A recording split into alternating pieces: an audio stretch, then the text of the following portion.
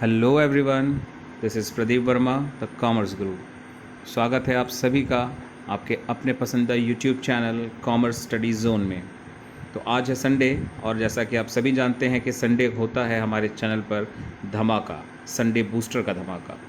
तो आज के हम इस वीडियो में डिस्कस करने वाले हैं जम्मू कश्मीर व लद्दाख की पहली वर्षगांठ के उपलक्ष्य में धारा 370 और 35A जो कि पहले लागू था 1 साल पहले, और आप जैसा कि जानते हैं कि 1 साल पहले 5 अगस्त 2019 को इसे हटा दिया गया था। तो इन सभी आर्टिकल्स में क्या चीज़ें थी जो पहले जम्मू कश्मीर व लद्दाख में लागू होती थी और उनके हटने के बाद से क्या क्या चेंजेस हुए हैं, उन सभी पर आज हम डिस्कशन करने वाले हैं। तो आइए स्टार्ट करते हैं आज का वीडियो। बट उन सभी से पहले आप सभी से हमेशा की तरह एक रिक्वेस्ट कि प्लीज़ सब्सक्राइब कर दें चैनल को अगर अब तक ना किया हो, और साथ ही साथ बेल आइकन को ज़रूर से ज़रूर दबा दें, और ताकि आपको आने वाले वीडियो का नोटिफिकेशन टाइम पर मिलता रहे। तो आइए स्टार्ट करते हैं आज का वीडियो।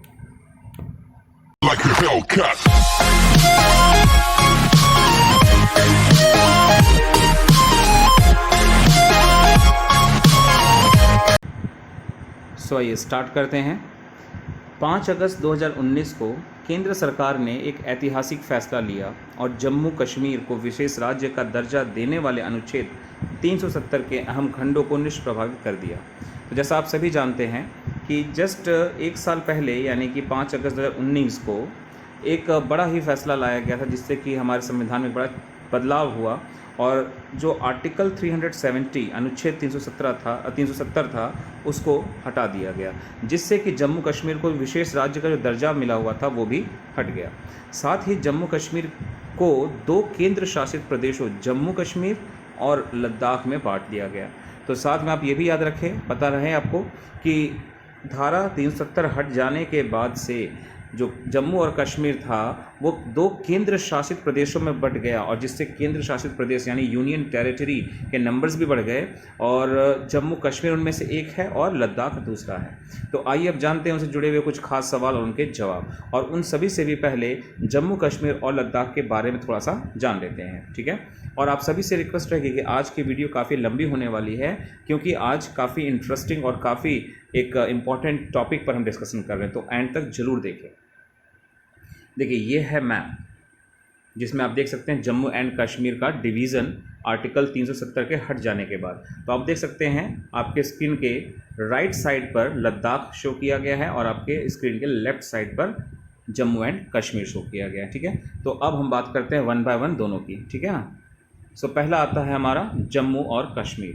तो देखिए क्या है, जम्मू और कश्मीर के केंद्र शासित प्रदेश के गठन के प्रावधान जम्मू और कश्मीर पुनर्गठन अधिनियम 2019 के भीतर समाहित थे।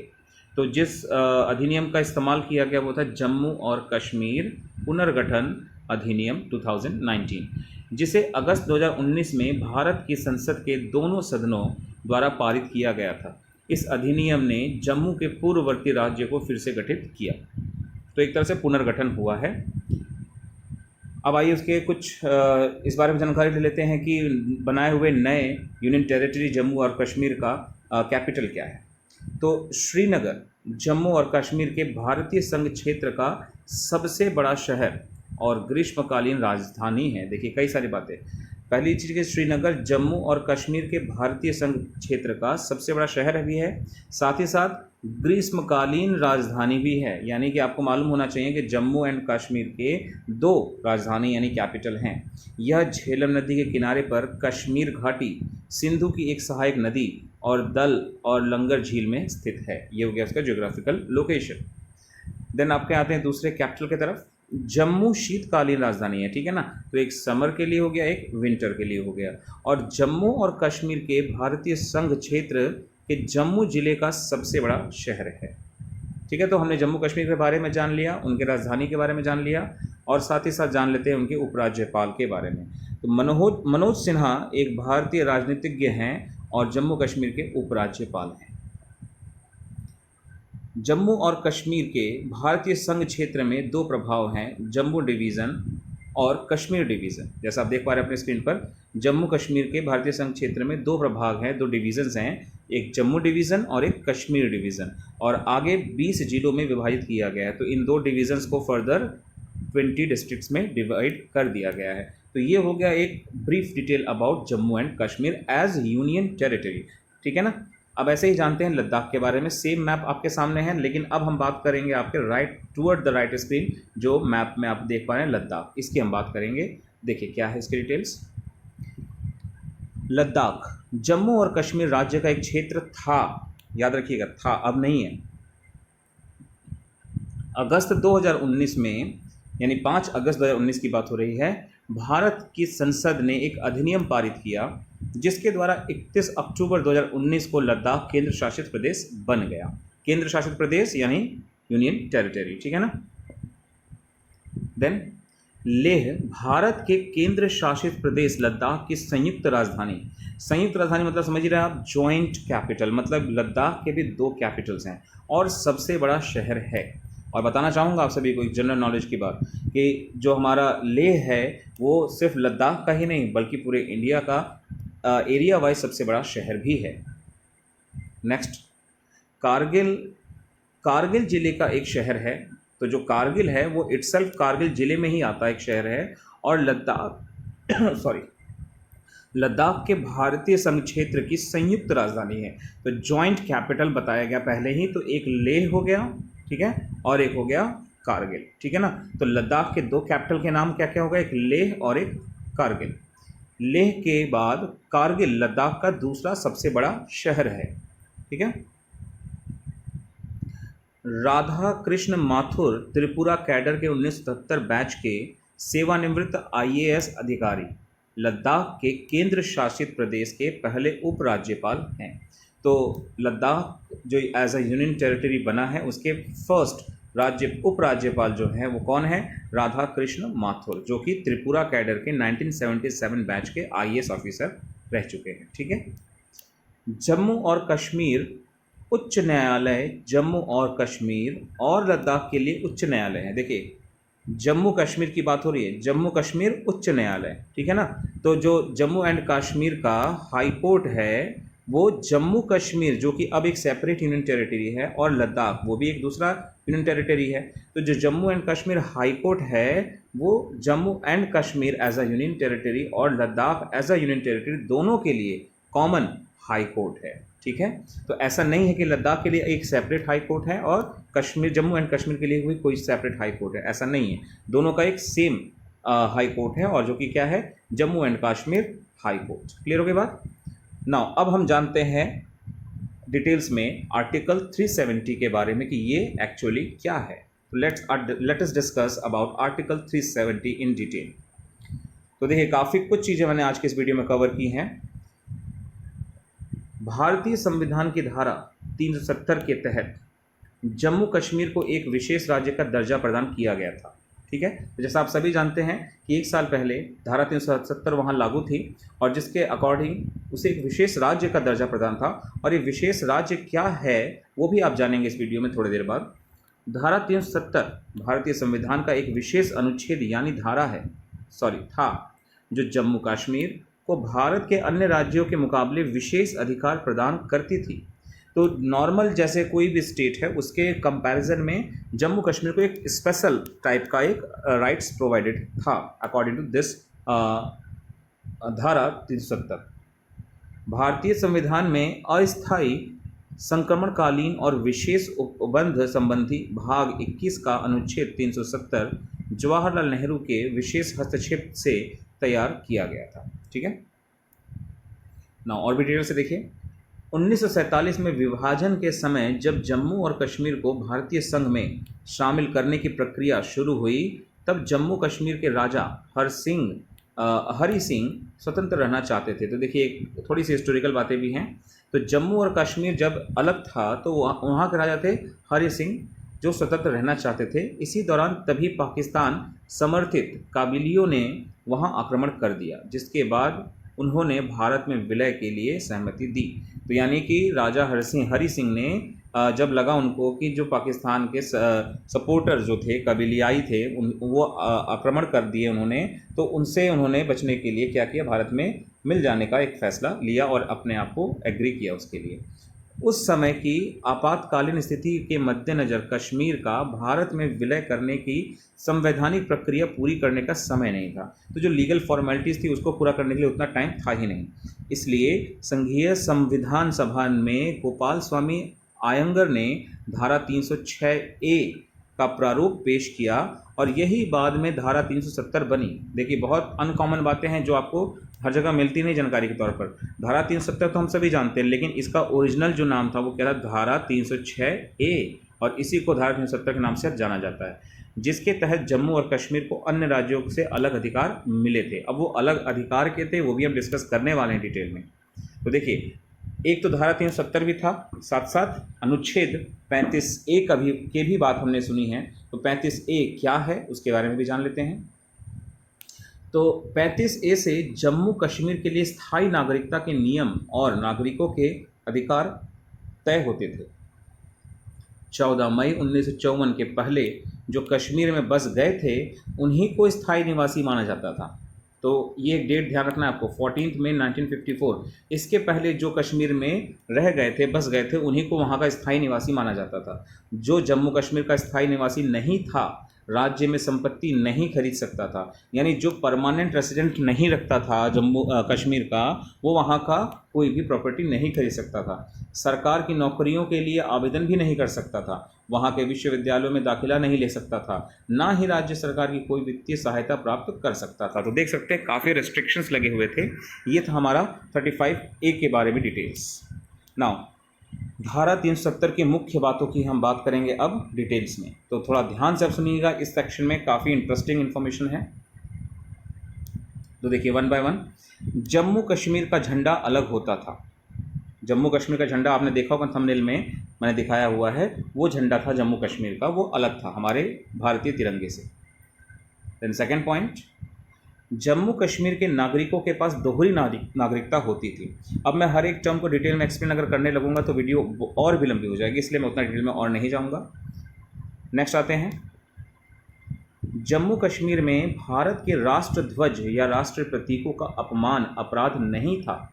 यहाँ भारत की सर्वोच्च अदालत के आदेश मान्य नहीं होते थे। ठीक है, जो हमारे इंडिया का सुप्रीम कोर्ट है उसके भी ऑर्डर वहाँ पर नहीं माने जाते थे। नेक्स्ट आते हैं, जम्मू कश्मीर की कोई महिला, ध्यान से इस बात को समझिएगा, जम्मू कश्मीर की कोई महिला जो वहाँ रहती थी जम्मू कश्मीर में, यदि भारत के किसी अन्य राज्य के व्यक्ति से शादी कर ले तो उस महिला की जम्मू कश्मीर की नागरिकता खत्म हो जाती थी। तो वो जो महिला जम्मू कश्मीर की रहने वाली थी, अगर वो दूसरे किसी स्टेट के पर्सन से मैरिज कर ले तो उस लेडी की जम्मू कश्मीर की जो सिटीजनशिप थी वो ख़त्म हो जाती थी। ठीक है, और उसी के रिलेटेड एक और बात है, यदि कोई कश्मीरी महिला पाकिस्तान के किसी व्यक्ति से शादी करती थी तो उसके पति को भी जम्मू कश्मीर की नागरिकता मिल जाती थी। तो अगर पाकिस्तान के किसी पर्सन से, रेसिडेंट से जम्मू कश्मीर की एक महिला शादी करती थी तो उस पर्सन को भी जम्मू कश्मीर की नागरिकता मिल जाती थी।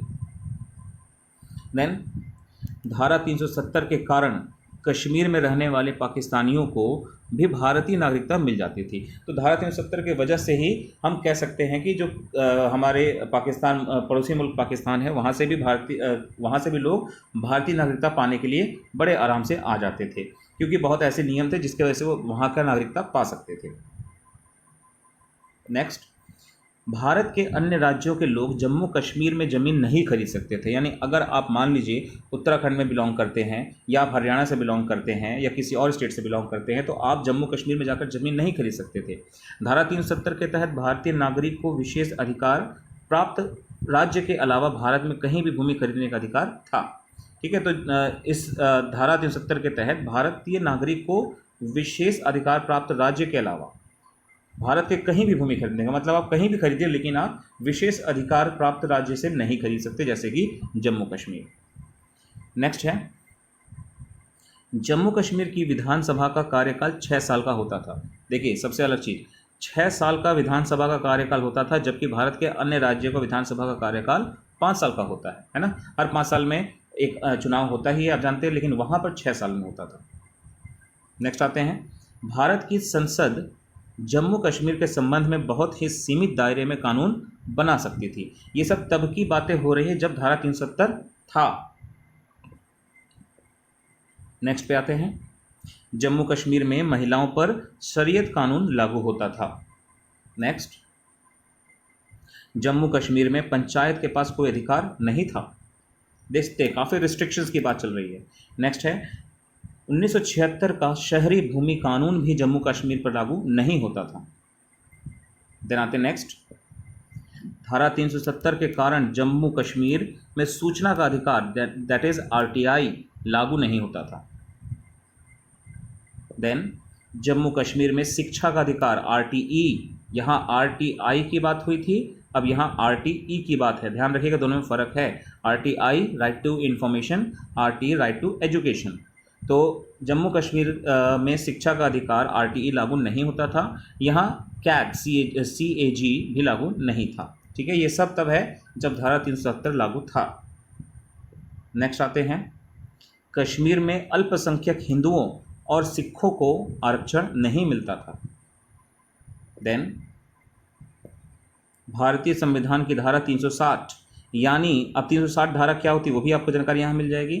यानी देश में वित्तीय आपातकाल लगाने वाला प्रावधान जम्मू कश्मीर पर लागू नहीं होता था। जैसे कि अभी आप लोगों ने न्यूज़ में कई बार सुना होगा, हावेवर ये कोई फैक्ट नहीं है कि कोरोना के वजह से वित्तीय आपातकाल लगने वाला है या लगेगा, क्योंकि कई मुल्कों में ऑलरेडी हो चुका है। तो ये जो अगर सिचुएशन बनती विपत्ति ये वित्तीय आपातकाल, तो वो धारा 370 के वजह से जम्मू कश्मीर में लागू नहीं हो पाती थी। अब हम जानेंगे आर्टिकल 370 के हट जाने के बाद जम्मू कश्मीर में क्या क्या बदल गया है। ठीक है, तो ये है सबसे ड्रास्टिक चेंज, हमारे आज के वीडियो का सबसे इम्पॉर्टेंट फेज़ कि 370 के हट जाने के बाद आज 1 साल बीत चुका है। तो उस 1 साल में क्या क्या बदलाव हम सभी ने देखे हैं, या उस 370 आर्टिकल के हटने की वजह से क्या क्या बदलाव होने चाहिए। देखिए, पहला, कोई भी खरीद सकेगा संपत्ति। ये सारी बातें मैं उसी अकॉर्डिंग बता रहा हूँ जब धारा 370 को हटाने की बात रखी गई थी और उसके कंडीशंस बताए गए थे कि क्या क्या कंडीशंस हैं। तो उसके अकॉर्डिंग कोई भी संपत्ति खरीद सकेगा, जैसा कि आप सभी जानते हैं कि पहले नहीं खरीद सकते थे। तो अनुच्छेद 370 राज्य से बाहरी अब देश का कोई भी नागरिक जम्मू कश्मीर में संपत्ति खरीद पाएगा। नेक्स्ट, अब अलग झंडा नहीं। ये सारी बातें 1 साल पुरानी हो चुकी हैं, बस मैं आप लोगों को अवेयर करा रहा हूँ आज के वीडियो के साथ कि ये इस 1 साल के बीच में इम्प्लीमेंट हुआ है। तो अब अलग झंडा नहीं होगा। जैसे पहले भी हमने थंबनेल में देख लिया है कि जम्मू कश्मीर का एक अलग झंडा था जो कि अब नहीं है, अब वहाँ भी तिरंगा ही है। जम्मू कश्मीर का अपना अलग झंडा भी था, वहाँ सरकारी दफ्तरों में भारत के झंडे के साथ साथ जम्मू कश्मीर का झंडा भी लगा रहता था। अब जम्मू कश्मीर में अलग झंडा नहीं रहेगा, यानी राष्ट्र ध्वज तिरंगा ही रहेगा। नेक्स्ट, बाकी देश की तरह जम्मू कश्मीर में लागू होगा हर कानून। तो जैसे बताया गया था कि सुप्रीम कोर्ट के भी वहाँ पे कई सारे ऑर्डर्स नहीं लागू होते थे और लिमिटेड तरीके से, तो अब ऐसा नहीं है। अब जैसे देश के हर एक राज्य में जिस तरह सारे नियम लागू होते हैं सरकार के, वैसे ही वहाँ भी लागू होंगे। तो देखिए इस बारे में क्या है। आर्टिकल 370 के कारण देश के संसद को जम्मू कश्मीर के लिए रक्षा, विदेश मामले और संचार के सिवा, मतलब ये देखिए लिमिटेड चीज़ें बताई गई हैं कि कहाँ कहाँ पर हस्तक्षेप कर सकते थे वो जब धारा 370 था। जम्मू कश्मीर के लिए रक्षा, ठीक है, विदेश मामले और संचार, सिर्फ इन जगहों पर। इनके अलावा किसी विषय के में कानून बनाने का अधिकार नहीं था। ये तब की बात है जब 370 धारा थी वहाँ पर, लेकिन जब ये हट गया तो जम्मू कश्मीर को अपना अलग संविधान बनाने की अनुमति दी गई थी। ये तो उसी समय की बात हो गई, लेकिन अब यह सब बदल गया है। तो अब उनको अपना ना संविधान बनाने की अनुमति है और ना ही इस तरह की चीज़ें हैं वहाँ पर। ठीक है, अब बाकी देश के बाकी सभी राज्यों की तरह वहाँ पर सब कुछ एज इट इज़ फॉलो होगा। राज्यपाल का पद खत्म। राज्यपाल का पद खत्म हो गया है। इसके साथ ही राज्य की पुलिस केंद्र के अधिकार क्षेत्र में रहेगी। नेक्स्ट पॉइंट पे आएंगे, दोहरी नागरिकता खत्म। काफ़ी एक बड़ा डिसीजन था ये। जम्मू कश्मीर में अब दोहरी नागरिकता नहीं होगी। आर्टिकल 370 के कारण जम्मू कश्मीर में वोट का अधिकार सिर्फ वहाँ के स्थायी नागरिकों को ही था। दूसरे राज्य के लोग वहाँ वोट नहीं दे सकते थे और न चुनाव में उम्मीदवार बन सकते थे। अब नरेंद्र मोदी सरकार के इस ऐतिहासिक फैसले के बाद भारत का कोई भी नागरिक वहाँ के वोटर और प्रत्याशी बन सकते हैं, यानी similar to the other states. Kashmir अब केंद्र शासित राज्य। तो जैसा हमने इंट्रोडक्शन में शुरुआत में ही बताया कि केंद्र शासित राज्यों के नंबर्स बढ़ चुके हैं। तो जम्मू कश्मीर में अभी तक विधानसभा की 87 सीट्स थी, लेकिन अब राज्य का बंटवारा किया गया। जम्मू और कश्मीर केंद्र शासित प्रदेश होगा। और मैं फिर आपको बता दे रहा हूँ, ये सारी बातें ऑलरेडी 1 साल पुरानी हैं, बट आज के इस वीडियो में आपको, क्योंकि 1 साल पूरे हो चुके, एक एनिवर्सरी हो गई है, तो आज सभी को उससे अपडेट करने की कोशिश कर रहा हूँ, साथ साथ बताने की कोशिश कर रहा हूँ कि इन चीज़ों को लागू किया गया है। केंद्र शासित जम्मू कश्मीर की होगी विधानसभा। कश्मीर विधानसभा वाला केंद्र शासित प्रदेश होगा। विधानसभा का कार्यकाल 6 साल की जगह 5 साल होगा। तो जैसा आप जानते हैं, जब धारा 370 था तो वहाँ 6 साल का कार्यकाल था, अब वो 5 साल का ही होगा, similar to the other state. Next है लद्दाख, चंडीगढ़ जैसा केंद्र शासित प्रदेश। तो जिस तरह से चंडीगढ़ हमारा एक केंद्र शासित प्रदेश है, उसमें जिस तरह के नियम कानून लागू होते हैं, बिल्कुल उस जैसे ही लद्दाख में भी नियम कानून लागू होंगे, similar to the union territory conditions. ठीक है, तो अब देखिए इसके बारे में क्या है। अभी तक जम्मू कश्मीर का हिस्सा रहे लद्दाख को अलग केंद्र शासित प्रदेश बनाया जाएगा, वो उस समय की बात है, लेकिन अब तो बन चुका है। यहाँ जम्मू कश्मीर की तरह विधानसभा नहीं होगी, इसका प्रशासन चंडीगढ़ की तरह चलाया जाएगा। नेक्स्ट है कश्मीर का अलग से कोई संविधान नहीं। ये 370 जब था आर्टिकल, तब एक बड़ी गलत बात थी, वो यही था कि कश्मीर का अपना एक अलग संविधान था भारत से अलग, तो अब ऐसा वहाँ नहीं है।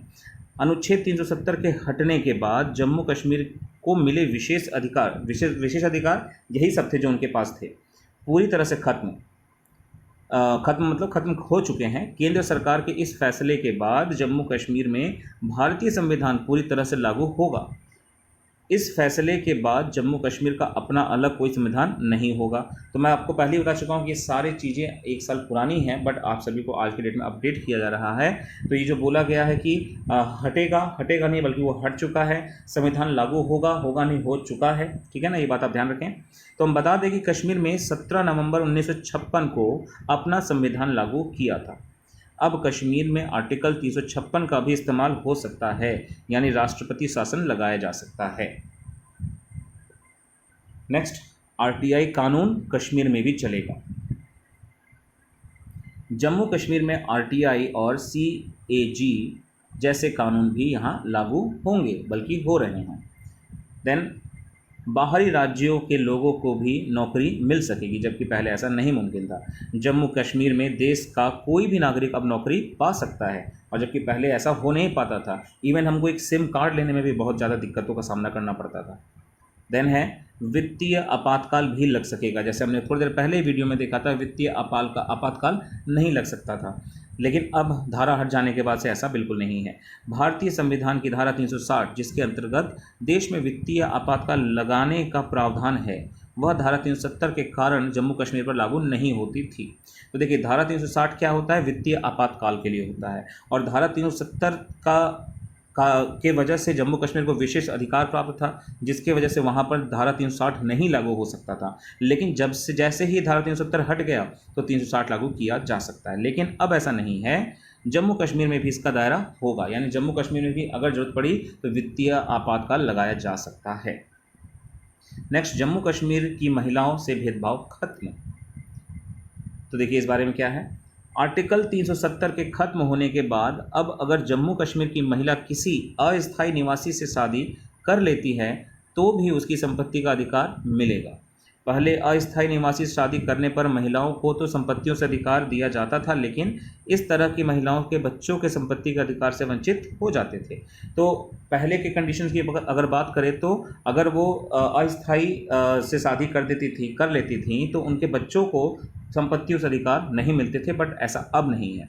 आर्टिकल 370 के करने के फैसले के बाद अब ये सारी पाबंदियां खत्म हो गई हैं। अब कश्मीर की महिला को किसी अस्थायी निवासी से शादी करने पर भी उसे संपत्ति का अधिकार मिलेगा। तो ये सारी बातें थी आज के वीडियो में रिगार्डिंग आर्टिकल 370 और साथ ही साथ 35A के बारे में, और साथ ही में हमने प्रेजेंटली जम्मू कश्मीर और लद्दाख के बारे में जाना, उनकी कैपिटल्स और तमाम उनके डिटेल्स को भी जाना है। तो होप सो कि मेरा ये एफर्ट्स आप सभी को अच्छा लगा हो, और अगर अच्छा लगा है तो लाइक ज़रूर करें और अपने फीडबैक को ज़रूर से ज़रूर कमेंट सेक्शन में बताएं, जिसका मैं बेसब्री से इंतज़ार करता हूँ।